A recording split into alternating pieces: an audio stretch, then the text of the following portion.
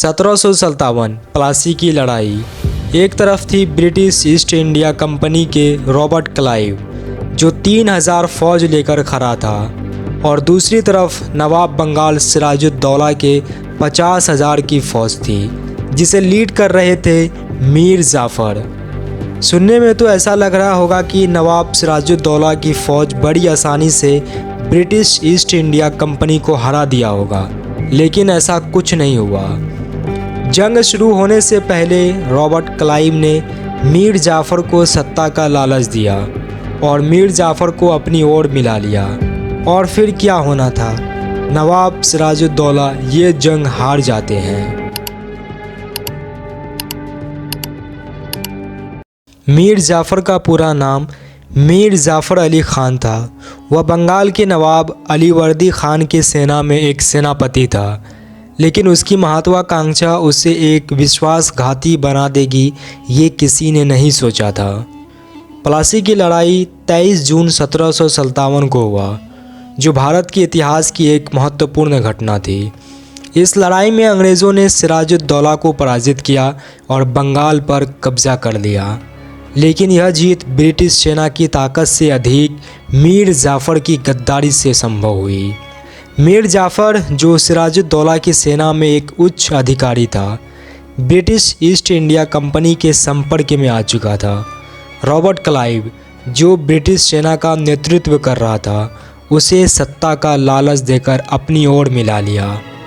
मीर जाफ़र ने सिराजुद्दौला के खिलाफ षड्यंत्र रचने के लिए अन्य कुछ प्रभावशाली व्यक्तियों को भी शामिल कर लिया, जिनमें जगत सेठ, उमी चंद, राय दुर्लभ और मीर कासिम प्रमुख थे। इन लोगों ने सिराजुद्दौला के खिलाफ षड्यंत्र रचकर अंग्रेज़ों को बंगाल जीतने में मदद की। जब प्लासी का युद्ध हुआ तो मीर जाफ़र ने अपने सैनिकों को लड़ाई में शामिल नहीं होने दिया। सिराजुद्दौला को विश्वास था कि उसकी सेना मजबूत है, लेकिन उसे यह नहीं पता था कि उसकी ही सेना के कुछ लोग उसे धोखा देने वाले हैं। युद्ध के दौरान मीर जाफ़र ने अपनी सेना को जंग में शामिल नहीं होने दिया। सिराजुद्दौला ने अकेले अंग्रेज़ों से लोहा लिया, लेकिन कम संख्या और सहयोग की कमी के कारण वो हार गया। युद्ध के बाद सिराजुद्दौला को पकड़कर उसकी हत्या कर दी गई। मीर जाफ़र की गद्दारी से अंग्रेज़ों को कई लाभ हुए। अंग्रेज़ों ने बंगाल पर अपना कब्ज़ा जमा लिया।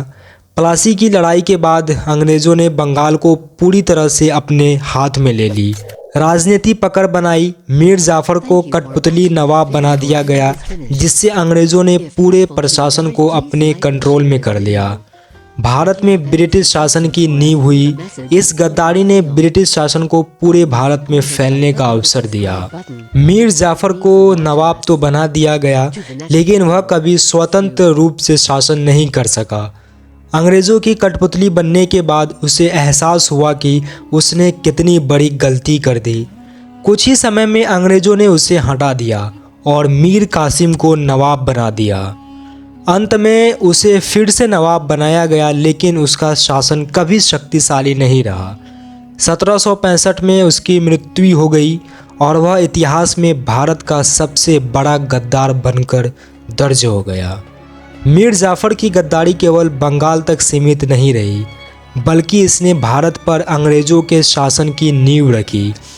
इस घटना के बाद ब्रिटिश ईस्ट इंडिया कंपनी को पूरे भारत में अपना साम्राज्य फैलाने का अवसर मिला। अगर मीर जाफ़र ने अंग्रेज़ों की मदद ना की होती तो शायद भारत का इतिहास कुछ और होता।